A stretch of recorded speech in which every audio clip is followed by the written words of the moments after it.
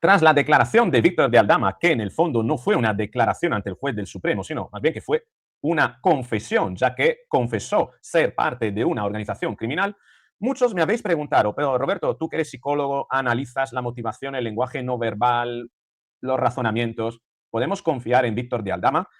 ¿Es creíble su declaración? Bueno, ya te anticipo que una cosa es que sea creíble, otra cosa que atienda a la verdad. Pero si lo que quieres saber es si podemos confiar en lo que ha dicho Víctor de Aldama para considerarlo verídico, acompáñame en este vídeo porque precisamente utilizaré un procedimiento científico que nos llevará a una conclusión más o menos aproximada acerca de si podemos decretar la confesión de Víctor de Aldama como creíble y verídica o no. Y además lo haré analizando tres aspectos, ya que voy a utilizar un procedimiento científico. Uno, las refutaciones de las partes contrarias y de los medios de comunicación afines al gobierno, que siendo afines al gobierno entienden que Víctor de Aldama mintió o no atendió a la verdad. Segundo, analizaré también el aspecto motivacional. No olvidemos que la conducta humana siempre está motivada por algo y la motivación está orientada siempre a un incentivo. Analizaremos qué incentivo tendría Víctor de Aldama en mentir y qué incentivo tendría en decir la verdad. Y como tercer aspecto, también analizaremos el elemento no verbal, es decir, a nivel de gestualidad, si la gestualidad de Víctor de Aldama es coherente con el contenido de sus declaraciones, como para concluir que si su gestualidad es congruente con la terminología y el contenido de lo que expresó, esto nos aproximaría con mayor probabilidad a una conclusión de que lo que hubiese dicho Víctor de Aldama sería verídico. Y quédate hasta el final porque tengo para el final un razonamiento, claro, razonaremos también por absurdo, que si aún así te quedan dudas acerca de lo que te vaya a decir, con el último razonamiento estoy convencido que se te van a despejar todas. Venga, vamos con el vídeo.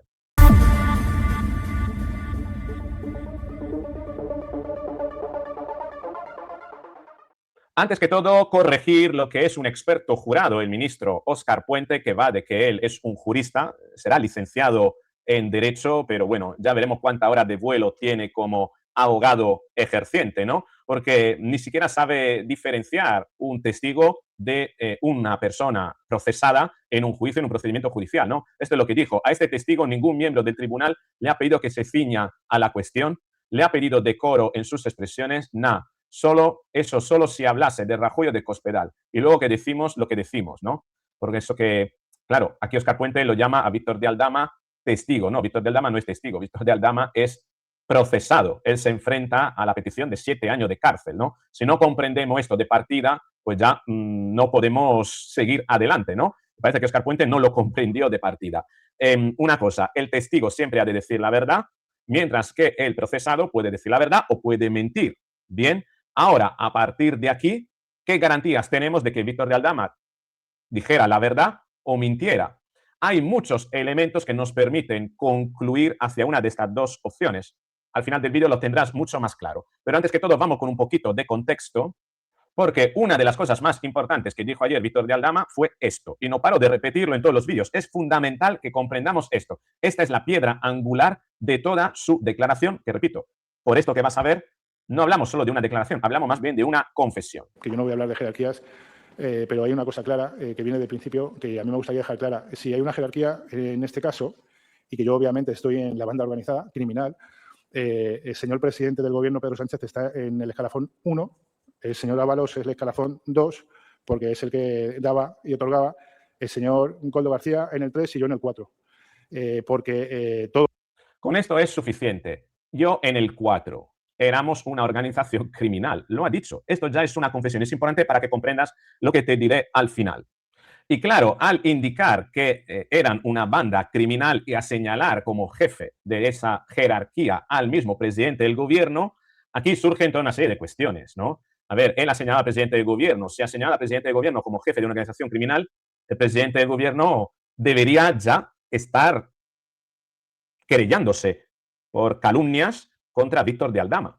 Y sin embargo, lo que tenemos hoy más bien es, desde Moncloa, lo único que ha llegado es un procedimiento judicial activado por parte de la mujer del presidente del gobierno contra el periodista Vito Quiles por una presunta, no lo puedo decir, ¿vale? Pero lo entenderás porque si no, YouTube no me transmite este vídeo. Es decir, si Moncloa lo único que puede esgrimir hoy es una denuncia de la mujer del presidente contra un periodista en lugar de lo que debería denunciarse, que es la querella más bien de Pedro Sánchez contra Víctor de Aldama por calumnias, eso ya inclina bastante la balanza hacia la posibilidad de que lo que dijo Víctor de Aldama fuese cierto. Tan es así que el abogado de Víctor de Aldama le formuló estas preguntas que son demoledoras contra los argumentos de aquellos que dicen que Víctor de Aldama mintió. A los pocos días, ¿recuerda usted haber recibido a los 3 días exactamente una papeleta de conciliación del Gobierno en bloque? Sí. Concretamente del Partido Socialista, de don Pedro Sánchez, de doña María Jesús Monteros, de don Carlos Moreno, de don Ángel Víctor Torres, de don Salvador Illa, de don Santos Cerdán y de doña Begoña Gómez Fernández. Así es. ¿Hasta el día de hoy le consta haber recibido alguna querella por injurias? Absolutamente ninguna, y tampoco de ninguno de los ministros, como el señor Bolaños, que ha dicho, y Ángel Víctor Torres, que me iba a demandar, y todavía estamos esperando esas demandas. Bien, a pesar de que a los pocos días que existe esta reacción, ¿usted recuerda seguir colaborando y aportando documentos a lo largo de toda la instrucción de la causa? En todo momento. Y decir, no solamente fue- eso, sino abriendo líneas, un indicio de investigación de temas nuevos. ¿No fue ningún elemento disuasorio para usted ese acometimiento por parte del Gobierno y ahora la reacción prestada frente a su colaboración? No. En el momento... Fíjate, amenazaron, ¿no?, con una carta para un acto de conciliación que se iban a querellar y al final no se han querellado por injurias contra Víctor de Aldama. Si nos están querellando por injurias, ¿por qué no lo hacen? Si dicen que Víctor de Aldama miente, pues lo mejor que pueden hacer es querellarse. Y sin embargo, no están haciéndolo. Y si no están haciéndolo, ¿es que acaso temen formular una querella falsa? Porque esto es lo que decía también Alberto Núñez Feijóo. Si a esta hora Sánchez no se ha querellado contra Aldama, entonces es que la inventada nada de nada, ¿no? Y esto es lo que también dijo esta mañana Esther Muñoz, del Partido Popular. Está explicando todo lo que él ha vivido, cómo funcionaba desde dentro de la organización criminal. Él hablaba directamente con Ábalos, con Koldo, veía cómo se relacionaban con el presidente del gobierno y él ha relatado allí cómo funcionaba la organización criminal y por tanto me parece gravísimo, ¿no? Ayer el presidente Feijóo decía algo que me parece muy importante. Si el PSOE y el presidente del gobierno consideran que todo lo que dice Aldama es mentira, lo que tiene que hacer es poner una querella. Y hasta el momento no ha puesto él, ni todos esos ministros que dijeron que iban a poner querellas de las cosas que decía Aldama. Por lo tanto, vamos a dejar que siga su curso ese juicio, no solo ese, sino otros, en los que se están viendo otros temas que también están afectados por esta trama, el de hidrocarburos, también la presunta financiación irregular del Partido Socialista que se está investigando en la Audiencia Nacional y por tanto vamos a ir viendo en qué se suceden los acontecimientos, pero es gravísimo porque estamos viendo la organización criminal que estaba metida en el seno del gobierno, ¿no? Ayer era Aldama, pero esta misma semana hemos visto cómo la Guardia Civil durante muchas horas relataba cómo funcionaba esa organización criminal. Por lo tanto, hay muchas pruebas que acreditan muchas de las cosas que dice el señor Aldama. Ahora, que todo lo que diga sea cierto lo decidirá un juez, ¿no? Pero es evidente que había una organización criminal que operaba en muchos ministerios, que operaba al más alto nivel, gente que tenía contacto directo con el presidente del gobierno, que estaba metido en todas estas cuestiones y es gravísimo, ¿no? En cualquier país esto estaría suponiendo una catarsis absoluta y la caída del gobierno por completo, ¿no? Aquí tenemos a Pedro Sánchez que si se mantiene, pues porque yo creo que entiende que lo próximo será su defensa judicial, ¿no? Y ahí está. Es curioso que normalicen que se mantenga en el poder. Lo que está haciendo Pedro Sánchez es dando un golpe de Estado hoy si no presenta dimisión por esto. Es que es terrible, es gravísimo lo que está ocurriendo. La sociedad española está anestesiada, ¿no? Podemos intuir que algo hay detrás de todo lo que dijo Víctor de Aldama, porque hoy el presidente del gobierno suspendió su participación en un acto que tenía previsto para las 10 de la mañana, ¿no? Lo dice Joan Guirado aquí, el presidente del gobierno suspende su participación en un acto. ¿Por qué suspende su participación? Pues muy probablemente necesitará tiempo para armar su defensa, ¿no? Viendo lo que dijo ayer Víctor de Aldama. Esther Muñoz continuaba diciendo, se viene carta y o periodo vacacional previa, rueda de prensa compungido, también lo decía hoy Isabel Díaz Ayuso. Este juicio que afecta directamente al Gobierno tras las declaraciones de Aldama. Pienso que el silencio de Sánchez le hace culpable, también que si ha suspendido agenda, vayámonos preparando para una nueva carta del señor enamorado a los feligreses. Yo creo que esta vez ni Becker la va a superar.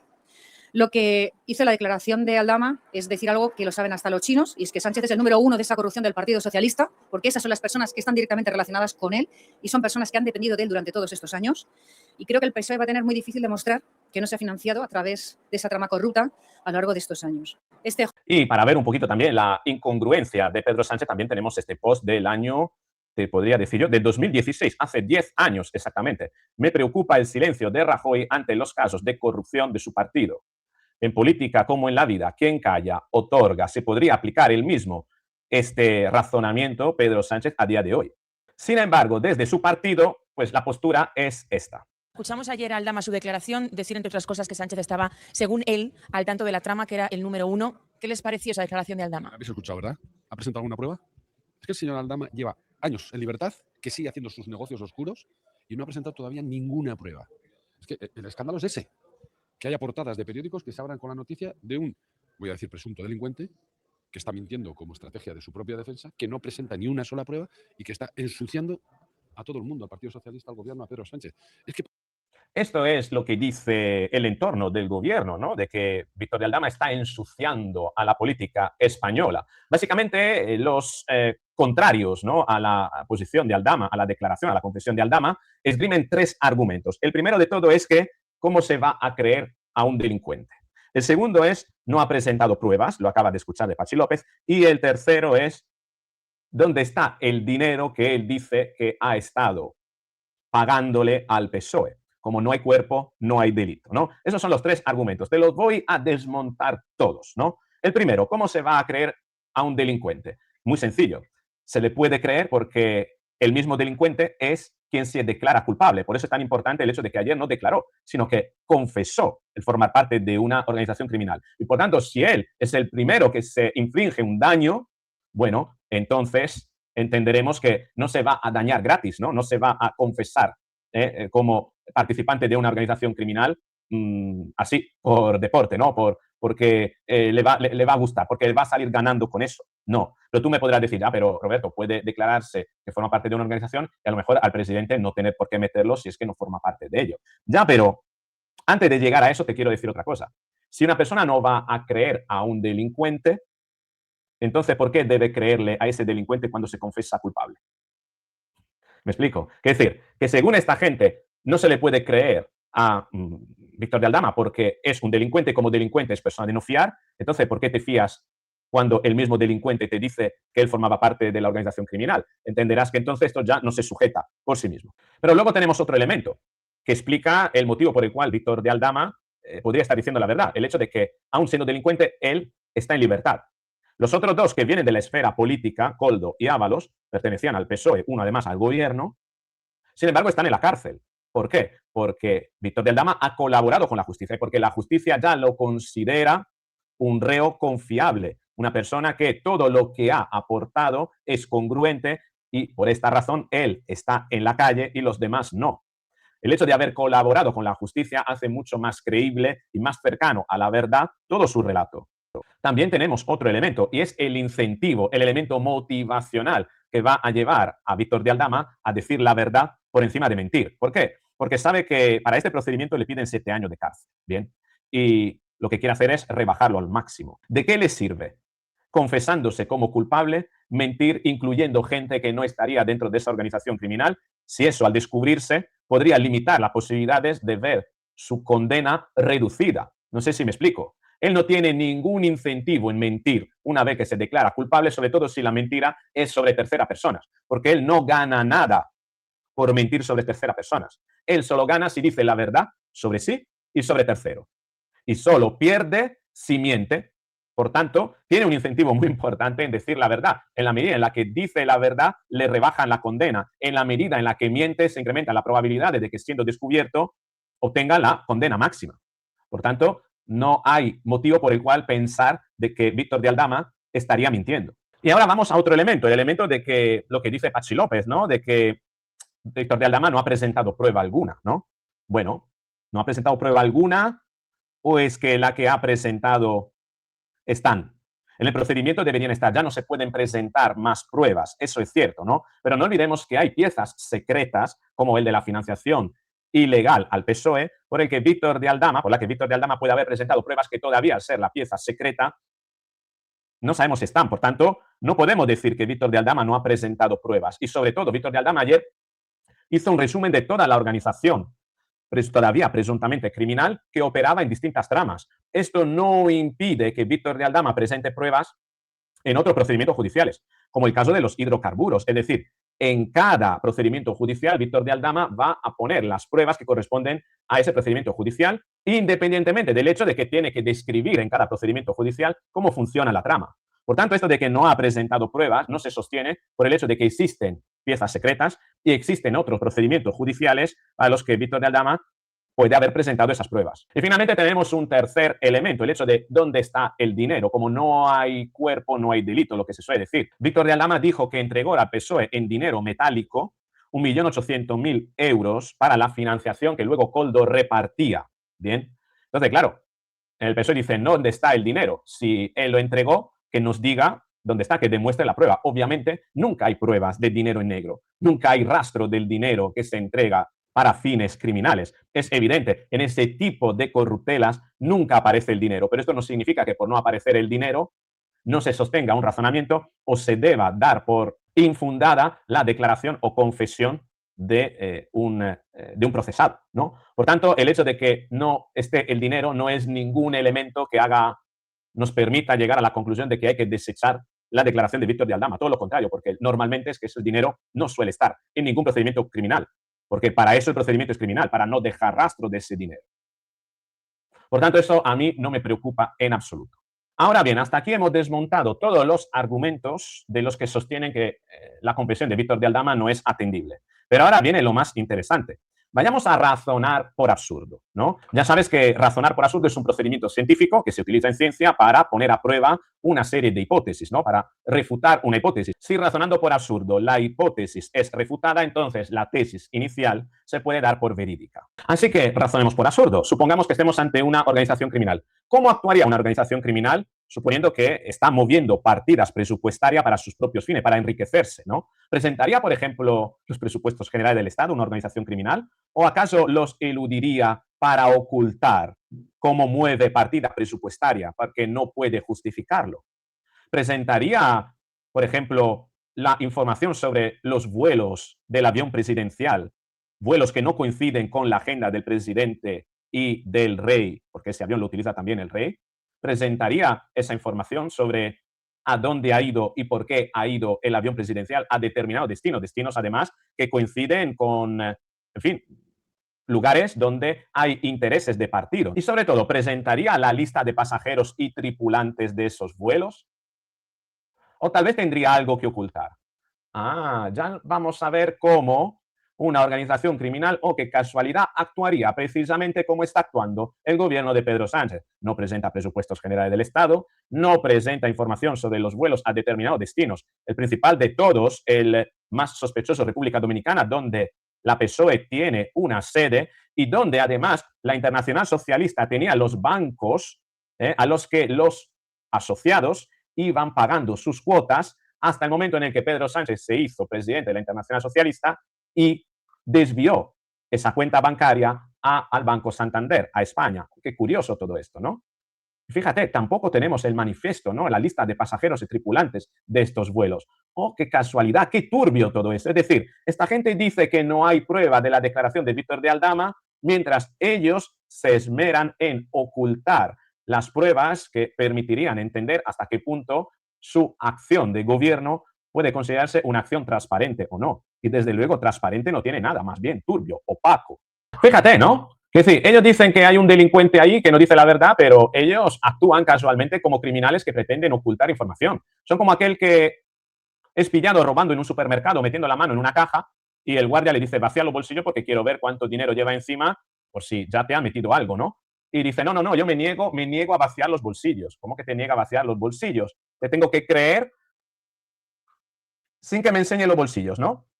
Esto es como actúa el gobierno con los presupuestos generales del Estado. Le tenemos que creer sin presentar lo que lleva en los bolsillos. Esta gente maniobra y gestiona el dinero de los impuestos de todos los españoles.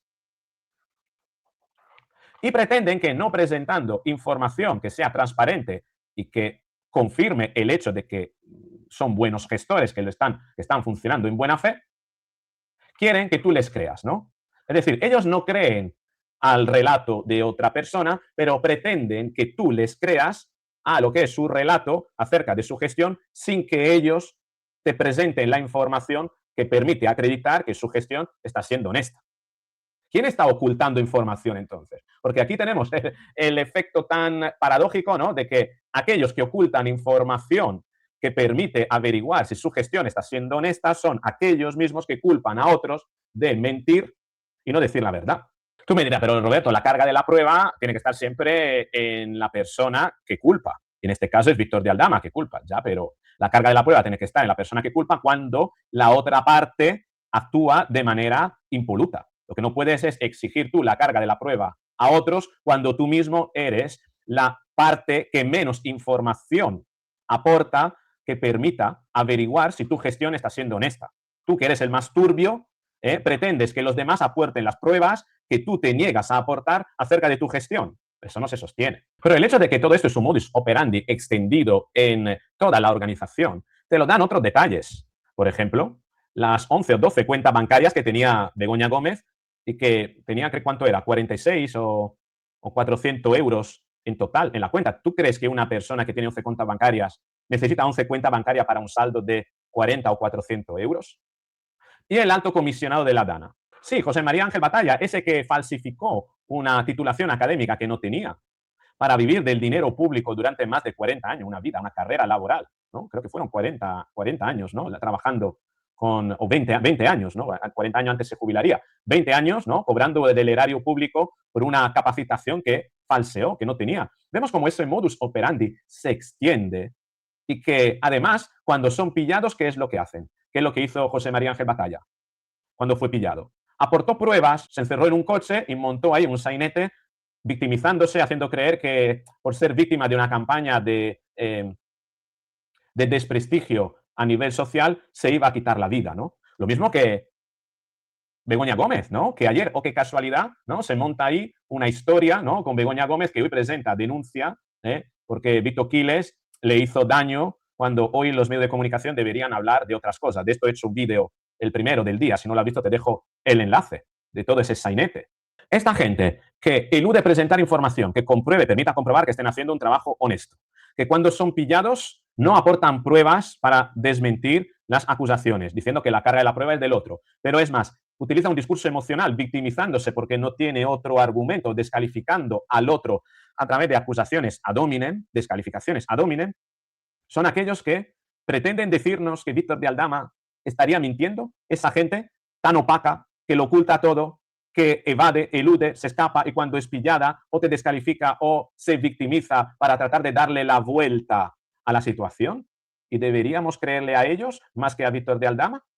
Mira, puestos así a querer demonizar la declaración del otro, pues a Pedro Sánchez podrían incluso pillarle descuartizando a un bebé.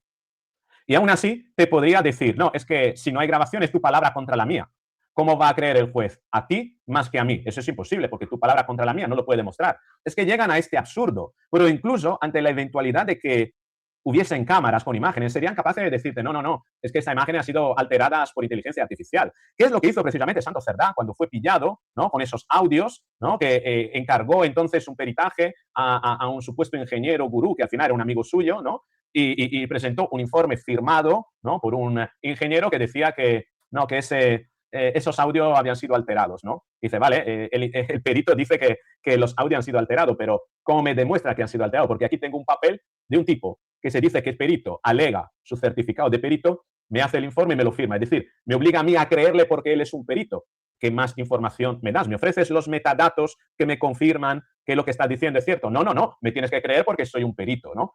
Así funciona esta gente. En base a ocultar información, cuando los pillan, decir que no es verdad, que es tu palabra contra la mía. Si hay más pruebas, entonces decir que esas pruebas son falsas, pero sin aportar información que lo desmienta, sino que son falsas porque lo dice un experto, ¿no? E incluso cuando se le desmiente en ese aspecto, lo que hacen es descalificarte más o recurrir al lenguaje emocional, victimizándose y diciendo, ay, fíjate, ay, qué daño me estás haciendo, que me estás persiguiendo, me estás, que te estás ensañando conmigo, ¿no? Te estás obsesionando conmigo, estás obsesionado conmigo, como Sara Santolaya con Vito Quiles. Y todo esto está sucediendo porque estás obsesionado conmigo, no porque hay pruebas que demuestran lo que me estás diciendo. Así funciona esa gente. Y te he dado toda una serie de elementos desde Santos Cerdá, Sara Santolaya, alto comisionado de la DANA, Begoña Gómez y la cuenta bancaria, los vuelos del Falcon, los presupuestos generales del Estado. Siempre es lo mismo, siempre es el mismo modus operandi, siempre son las mismas estrategias para decir que el otro miente sin que ellos aporten o tengan o muestren o exhiban un historial de conducta que pueda considerarse suficientemente creíble o honesto como para decir, vale, te voy a creer. Porque además te obligan a creerle, sin más. Sin embargo, por el otro lado, ¿qué es lo que tenemos? Tenemos a un tipo que desde que habló, todo lo que dijo lo supo demostrar, que tiene un historial impoluto desde este punto de vista y que además ayer declarando dio una cantidad de detalles sobre cómo envolvía incluso el dinero, cómo lo llevaba, según qué procedimiento tenía, según la cantidad de dinero a entregar. La línea temporal de los acontecimientos es totalmente coherente. Explicó todo con detalle, sin entrar en contradicción alguna. Es imposible que una persona, explicando con tanto detalle y mintiendo, no entre en contradicción, pero es que además tenemos el testimonio a nivel no verbal. Este es Víctor de Aldama hablando. Esta es la declaración a nivel no verbal. ¿Y qué tenemos? Tenemos una persona con las manos en la mesa que cuando habla mira a los ojos, salvo cuando tiene que pensar y tiene que recordar, que es normal, pero que fíjate los gestos de la mano, palmas hacia arriba. Tú miras, bueno, todo esto es impostado, puede serlo. Sí, pero notas perfecta naturalidad a la hora de hablar por parte de esta persona. La frente, que se arruga, las cejas levantadas, señal de que quiere sincerarse de verdad. Fíjate cómo con los gestos acompaña lo que dice. Los gestos la mano van al unísono de aquello que está diciendo, ¿no? Hay una sintonía y hubo una sincronía también entre su gestualidad, el contenido de lo que decía y el tono de las frases. Incluso llegó un momento a decir que cuando a corregir un abogado cuando le dijo, pero entonces usted habría entregado 1.800.000 euros al contado al Partido Socialista, que dijo, no habría, he entregado, esa es la cantidad exacta. Fíjate, ¿no? Tan atento incluso en corregir al abogado, quitando el condicional habría y poniendo el pasado, ¿no? Entregué, es decir, dando por hecho aquellas cuestiones que incluso el abogado había puesto en duda, ¿no? En ese sentido, la gestualidad de Víctor de Aldama es una gestualidad de una persona que está tranquila, calmada, que ya ha afrontado el proceso de duelo, que sabe que va a ir a la cárcel, que es consciente de ello, que no tiene temor, lo tiene asumido, ha superado ya el duelo. Y cuando una persona ha superado el duelo, siente que no tiene nada que perder y le resulta mucho más fácil decir la verdad, porque ya mentir no le supone incentivo alguno. Y esto es lo que te puedo decir desde mi punto de vista. Sí, Víctor de Aldama es creíble, dijo la verdad, y que pese a que la prueba de la carga de la prueba está en Víctor de Aldama, el hecho de que por el otro lado hay gente que lo único que hace es ocultar, esto me lleva a pensar que son más sospechosos los que le acusan a él de mentir que él mismo por decir lo que dijo. Pero me gustaría saber qué es lo que opinas tú. Escríbeme tu punto de vista en los comentarios. Si te ha gustado el vídeo, dale al me gusta, compártelo, suscríbete, activa la campanita para recibir la notificación, porque así nos veremos en el próximo vídeo.